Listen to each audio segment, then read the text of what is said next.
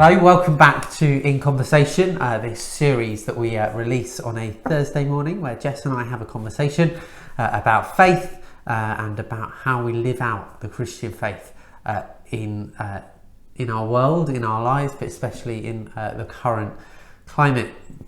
Last week we thought about forgiveness and we've had some quite good comments about that. People enjoyed that.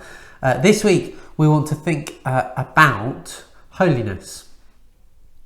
Holiness is quite a churchy word. You might think of those words that get repeated time and time again at a communion service. Holy, holy, holy is the Lord God Almighty. And you might think actually that traditional view of holiness is that it's about a specific group of people. A certain type of people are holy, a certain type of people can use that word about themselves, and the rest of us are not as good as them. And that's kind of been quite a medieval and yet also very traditional understanding of holiness. Jess and I kind of want to challenge that today, if we can. We think that view of holiness is really unattainable for the average person like us and like you. And so we want to talk this morning about what holiness might look like for the ordinary, everyday parts of our lives. We're going to be quoting from some books as we go, and one of those is a book that I read some time ago called Struggling to be Holy, which is probably the kind of motto for my life, really.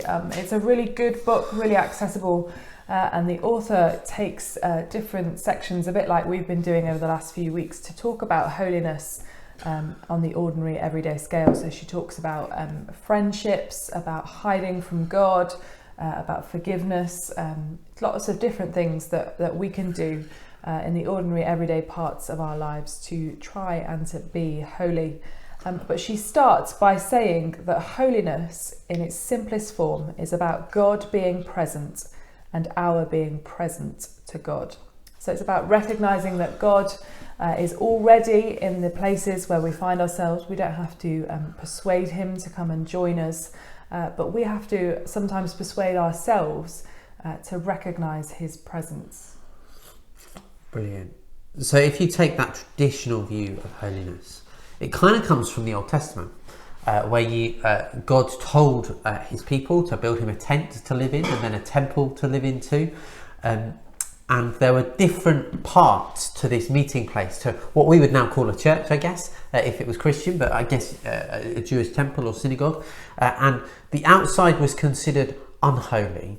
And the closer you got to the middle, the more holy you became. And the very middle of the tent was where God dwelt, where God's presence was. And that was called the Holy of Holies.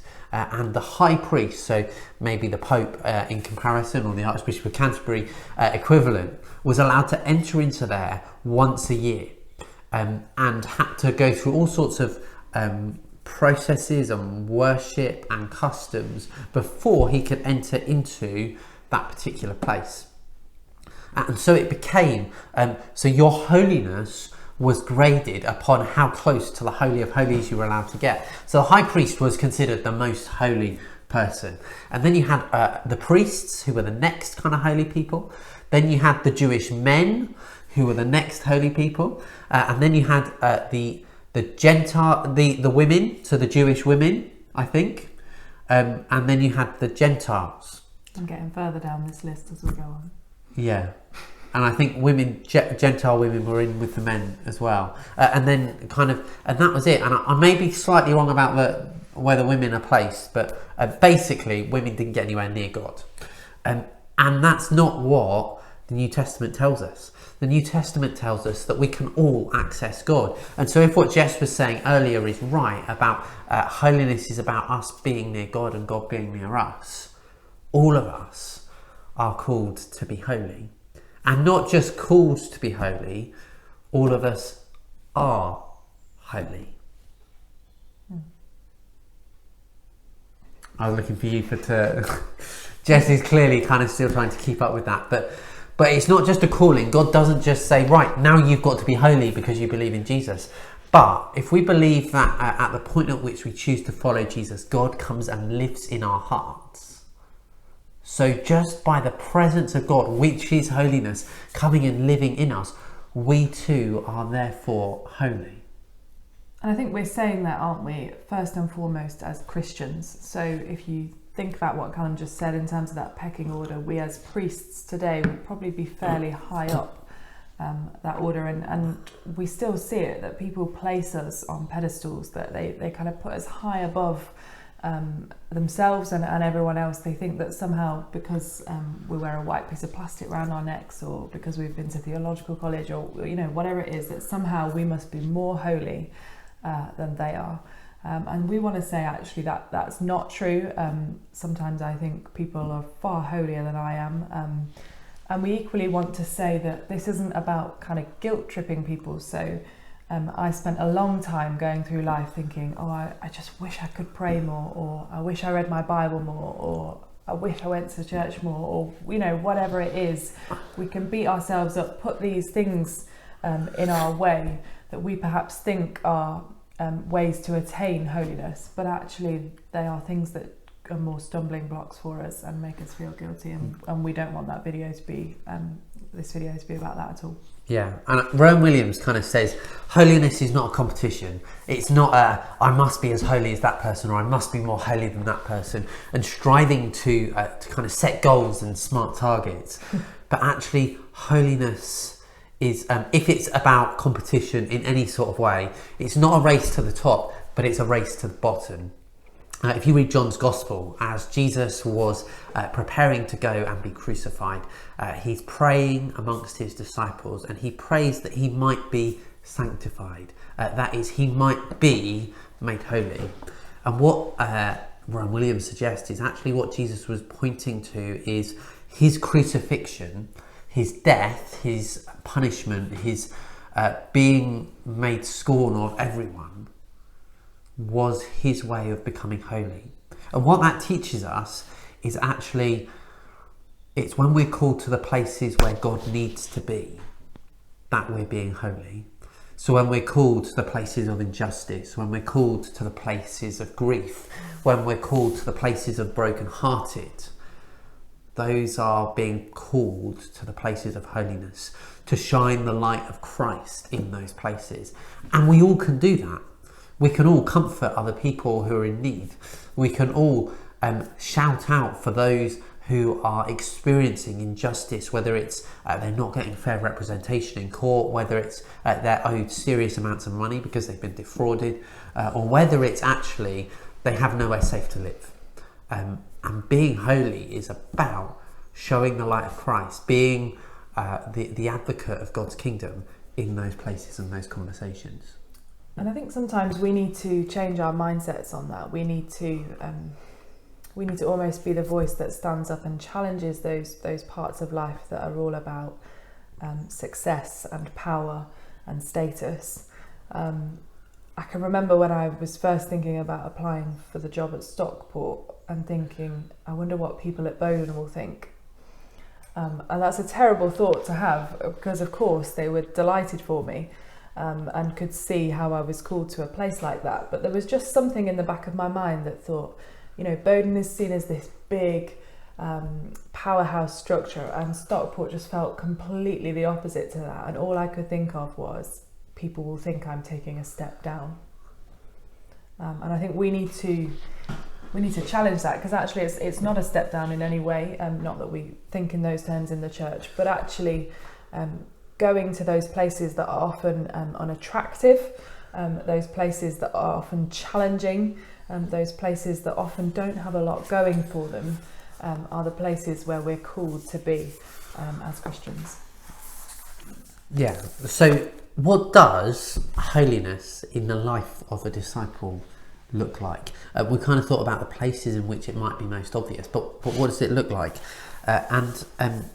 I'm an Anglican. I worship in and lead a Church of England parish church, so I'm Anglican, not Catholic, as is Jess. And Rowan Williams, former Archbishop of Canterbury, is also an Anglican. But he writes this about the Roman Catholic Church, that one key aspect of holiness, which is why in the Roman Catholic Church one of the criteria used for making people saints, is that they produce joy around them. So we will all know of people who have been sainted by the Roman Catholic Church in that they've been considered holy and made an impact upon the world around them, and therefore the life of the church as well. And one of the criteria the Roman Catholic, I guess cardinals and pope, I don't know who makes these decisions, they are looking for in the person's life once they're dead is whether they brought joy to the people around them. And so I think that's one of the things our communities and our church and our world really need at the moment in the height of the pandemic, as we go into wave number 2, I think it's wave 2, is actually we need a bit of joy. Yeah. And joy isn't about being happy. Joy isn't about having a party and smiling, but joy is about the contentment of knowing who God is and that God is for us no matter what. And who we are in God as well. I think joy is not based on our present circumstance. It's much deeper than that. It's one of the fruits of the Spirit that we're all called to have. And yet so often I think we think about it in those terms of happiness, when actually it's much deeper than that. And I think it's perhaps more simple than we make it out to be. So just think about the people who bring you joy. Samuel brings us a lot of joy just by his smile, which I know brings a lot of other people joy. But just think about the people that bring joy to your life and why that is. It's often not because of anything big or spectacular or special. It's often about them being them. Yeah, I think one of the things that brings me joy in God and being a follower of Jesus is his extraordinariness. And Rowan Williams writes, becoming holy is being taken over by the extraordinariness of God. God is so much bigger than I can ever begin to imagine. God somehow formed this world, and this is an illustration I use quite often, but if you got the opportunity to make the world right now, what would you do? How would you do it? What would you leave in? What would you take out? I bet in your master plan you would forget to put rain. Living in Manchester, it rains quite a lot, although it hasn't done for about 3 weeks now. Yeah, but it's meant to come tomorrow. It's meant to come tomorrow, which is yesterday if you're watching this. Most of us would probably forget about weather systems and rain, and actually all of that is really essential. God didn't miss anything out in making this world. And just that in itself makes me stand in awe of God, and that awness, that being struck by God's magnificence, leads me to a place of joy. And I think I was chatting to someone yesterday, and the frustration of COVID is just kind of overwhelming some people to a point of hopelessness and frustration and anger, and we're seeing communities turn in on themselves and generations blame one another, and that unity that was there a few months ago seems to just kind of be disappearing more and more. And I think actually we need to reclaim the joy of knowing that God loves us, and knowing that God is bigger than all of this, and that God will be with us as we go through the next few months, whatever it may hold, and trusting him. And that joy is holiness, and that should give us the strength to walk through. And I think that suggests that joy is a choice, holiness is a choice. We intentionally choose those things despite what's going on around us.